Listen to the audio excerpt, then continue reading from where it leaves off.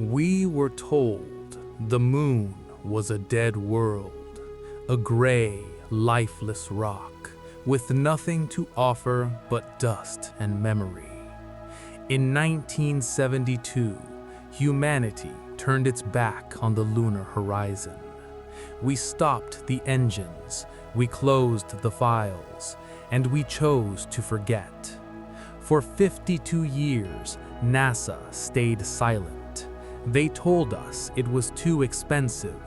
They told us we had nowhere left to go. But they were wrong. Deep in the classified archives, beyond the reach of public eyes, the data tells a different story. Something happened on that final mission, something that kept us grounded for half a century. Now, the silence is about to break.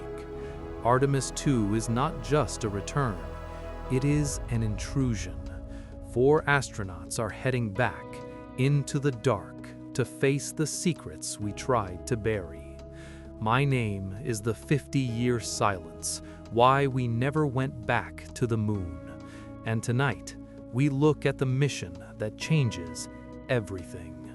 Welcome to the 50-year silence. December 14th, 1972, 0540 UTC. Gene Cernan, the last man to stand on the lunar surface, climbed the ladder of the lunar module. He spoke into his helmet microphone, his voice crackling across the vacuum. "We leave as we came," he said, "and God willing, as we shall return."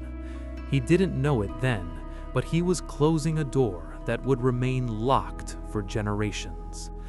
Most people believe we stopped because of the budget, but look closer. By the mid-1990s, NASA realized something terrifying. The blueprints for the Saturn V, the only machine capable of reaching the moon, were gone.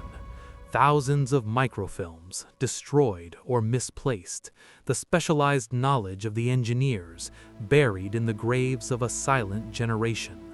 We didn't just stop going, we forgot how to go. It was a collective amnesia, a retreat from the frontier that felt intentional.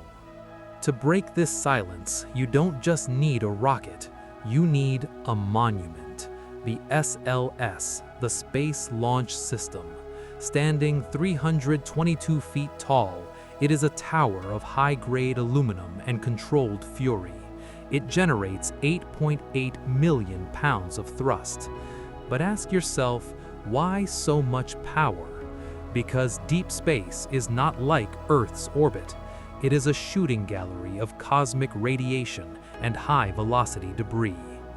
And then there is Orion. Orion is not just a cabin, it is a fortress, a shield against the invisible fire of the sun. But look at its sensor array.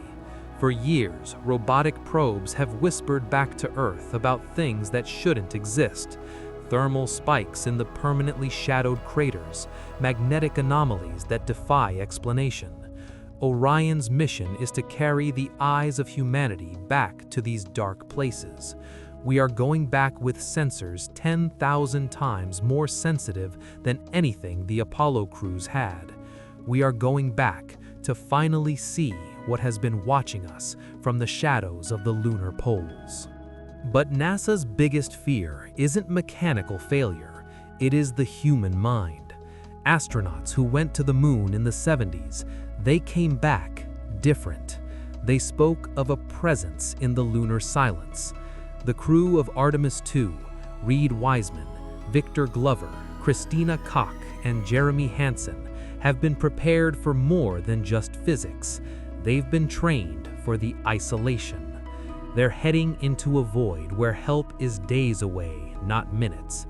If the hull cracks, there is no escape.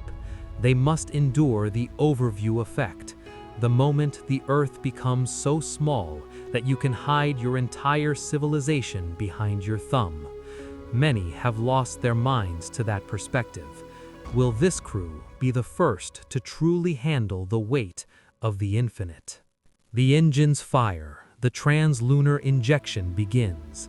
They are falling toward the moon. As Orion approaches the far side of the moon, a physical wall of rock blocks out the Earth. This is the zone of silence. For 30 minutes, they are the most isolated humans in existence. No radio, no tracking, just the hum of the life support and the vast, black, cratered landscape below. In 1969, the crew of Apollo 10 reported hearing space music behind the moon, a strange, rhythmic whistling. NASA called it interference, but there is no atmosphere behind the moon. What will the crew of Artemis II hear? In that total darkness, they will see the stars with a clarity no human eye has experienced in 50 years. They will be alone with the secrets we left behind in 1972. Artemis II is not the finish line, it is the starting block. We are moving from exploration to occupation. The moon is a gas station, a laboratory, and a bridge to the red horizon of Mars. The 50-year silence was just a breath, a moment of pause before the greatest journey in history. We are going back to the moon to stay. The moon has waited long enough. The silence is over. But as we return, we must ask ourselves one final question. Are we truly alone in that silence, or are we just finally answering the call?